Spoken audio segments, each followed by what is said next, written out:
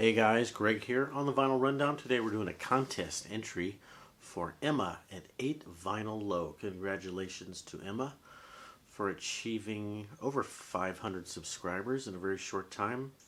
I don't know how many months you've had your channel, but congratulations. That's a great achievement. And love seeing young people and more females getting into vinyl records. And I'm going to start my music, by the way. It'll be in the background. Love seeing the young folks getting into good music, like music from a long time ago. She loves blues. She loves Cheap Trick. There's Cheap Trick. Cheap Trick, that's important to this video, I think. So she asked us to come up with 5 amazing instrumental lines, a great guitar thing and drum thing and bass thing. This was hard for me to come up with 5 things. I spent a lot of time trying to figure it out. Eventually I came up with my own twist on it. Not only am I going to show you the 5 amazing instrumental tracks that she asked for, but mine are going to take it a different direction, which is these are all solos. So my guitar is solo guitar, not a guitar solo inside a song, but pure guitar solo. Excuse me. My bass entry will be bass solo. So the first one we have here, turn it up a little bit. Can we see that? Are we focused? Probably not. Michael Hedges. Oh, well, I have the record here. This is a live version, but I'm going to show you the live album. No, let me show you the studio album. Michael Hedges, Aerial Boundaries from 1980, probably 1984. This is when I worked at the record store, by the way, one of the record stores. And this label, Windham Hill, you could always put them on the turntable, and people who never heard the music would come up and ask what that is and buy it. So this is a great marketing from Windham Hill. So Michael Hedges, he does something that nobody else does on guitar. I wonder if we can focus this a little bit better. What he does is he plays guitar with both hands. He picks and frets and strums with his left hand and his right hand. He does this whole double tapping technique. So this is a nice song. This is a title track called Aerial Boundaries. And let's see. I like the early part. I'm going to show you the early part of the song, where it really kind of takes off. I heard this song in an unusual setting. I was at the Washington, D.C. capital of the United States. The Capitol Tour, an amazing tour. You should take it if you're there. And at the beginning of the tour, they put everybody in a giant movie theater and say, here's a 20-minute movie about, you know, the creation of the U.S. Capitol building. And this music comes on the screen loud on the speakers. Loud, intense. And I thought, this is a great way to open this video, and I bet nobody in this whole place recognizes that it's Michael Hedges. But me, because, you know, I'm a record nerd. Another piece of Michael Hedges information to throw at you. There's a guitar player on YouTube who's a huge star named Andy McKee. Turn it down a little bit. Andy McKee sort of was completely influenced by this two-handed guitar style playing of Michael Hedges. And Andy McKee is huge thanks to YouTube. Andy McKee is probably more well known than Michael Hedges was. Andy McKee told this story in a video I watched.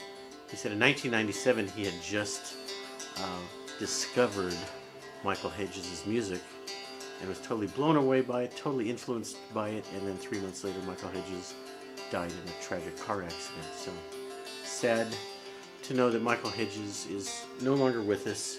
This is a good album.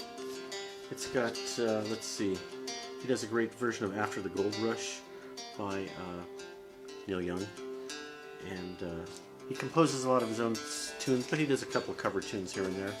Okay, that is number 1, guitar. And that's one of the longest entries in guitar of anybody, probably. Number 2, how about the greatest electric bass player of all time? You all know him. You all love him. I hope you do. Jaco Pastorius. Reinvented the electric bass by ripping all the frets out of his Fender Jazz bass and inventing electric fretless bass. And he went on to play with Weather Report and his solo album, a lot of great stuff on it. I'm going to play you a little bit of one of the tunes. Great documentary. I think it's still available on Netflix. It's called Jaco something. It was done by Robert Trujillo. Is that his name? The bass player from Metallica. A lot of great bass players show up in the documentary. Flea and Sting, and every bass player today has been influenced by Jaco.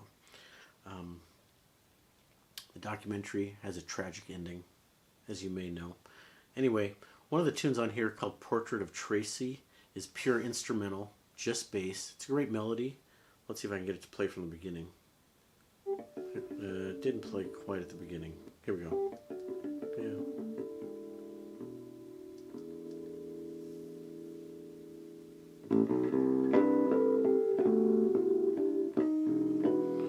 Playing harmonics, a lot of harmonics.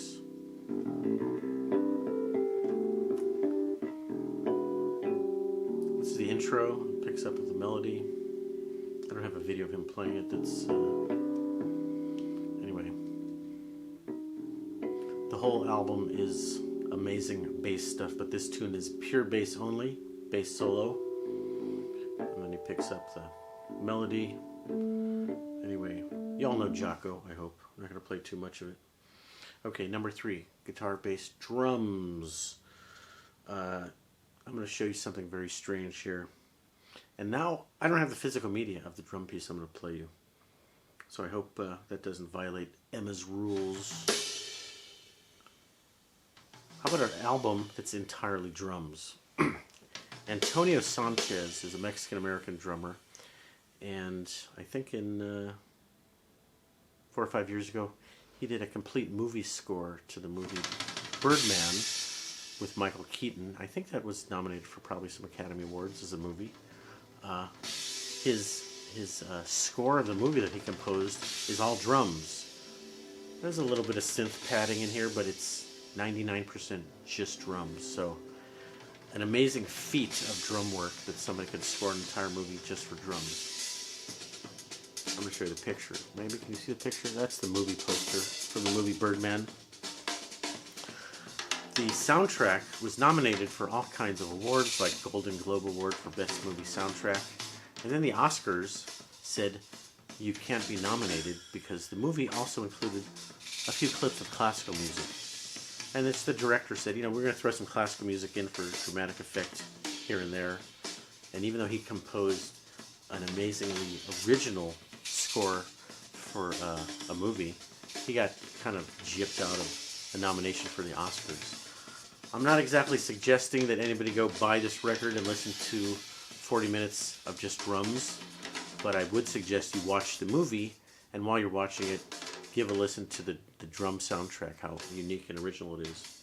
Antonio Sanchez, he's toured a lot with Pat Metheny over the last decade, and very well respected jazz drummer. But that's an amazing feat. Okay, what's next?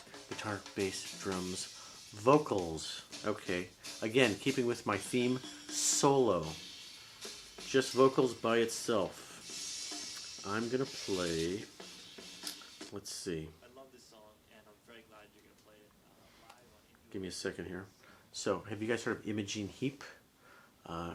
You may have heard of this song. It was pretty popular. I do not have physical media. I only have a digital download of some of these things. So she did a song a couple years ago called Hide and Seek, and it's just her singing, but then she uses keyboards to create this chorus effect. So the other voices that you're hearing are her voice being channeled into different notes in real time by the keyboard. So it's her voice times 5 notes. So it's kind of, I think it's an amazingly well-written song. The live version is good. It's not as good as the studio version, but for YouTube, I like to bring you live versions. Here we go. Let's see. A few seconds of this. Can you see anything there? Probably not. It's out of focus. It's going on.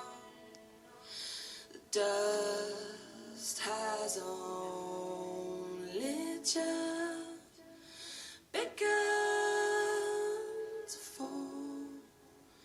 Crop circles in the carpet. There's a lot of covers of this on YouTube. Lots of people have performed this with different synthesizers.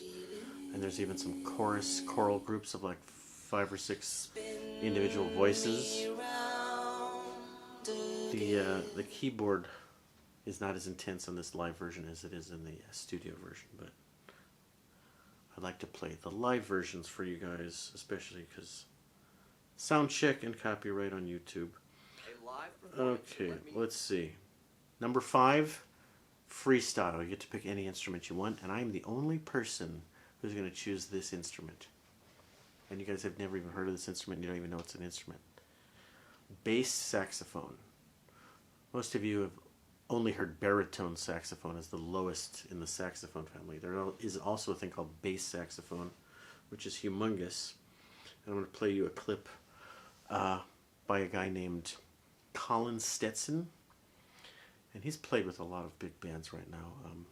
I can't remember any of them, but he does a thing where, I'll play you a little bit of this.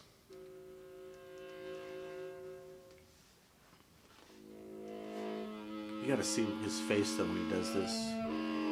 Why are you playing this noise, Greg? It's too bizarre. Well, there's a reason. I'll tell you. Can we focus this thing? I can't tell if we're in focus.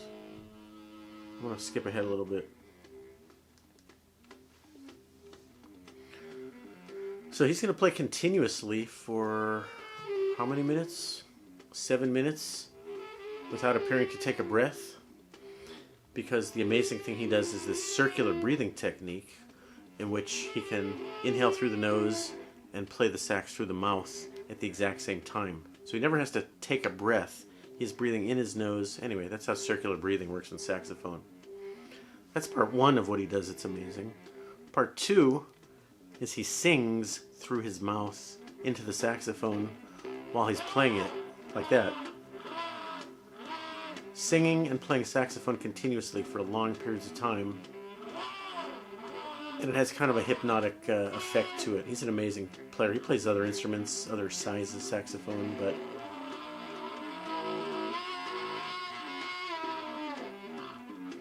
this song is called Judges. It's probably his most famous tune. This is a live version on NPR. Colin Stetson, bass saxophone, circular breathing. Anyway, what else? No, now I'm out of focus. Can we fix the focus, people? How about, we're almost done. So for Emma, there's a 6th rule that she forgot to tell you, but it's written in the rules. See, I'm afraid I'm going to get disqualified from this contest because I didn't show the physical media for 3 of my 5 entries, because I only have 2 of the records, the rest I have on digital download. But hidden in her rules, you're supposed to feature Cheap Trick. She said you're supposed to spin Cheap Trick, so, oops, Bluetooth, Cheap Trick, guys. One of my wife's favorite bands. And in our living room we have 4 albums in frames. And guess what? One of them is Cheap Trick in color. One of my wife's favorite records. And Emma said we have to spin it during the video. Oh! So I think I'm the only person who's spinning Cheap Trick during the video. Oh, shh. Don't break it. Alright, Emma, congratulations. 500 subs. Great channel. Everybody keep watching and subscribe to Emma at 8 Vinyl Low. And that's, what happened to my phone? Let's leave you with some Colin Stetson on the bass saxophone. And thank you guys for watching.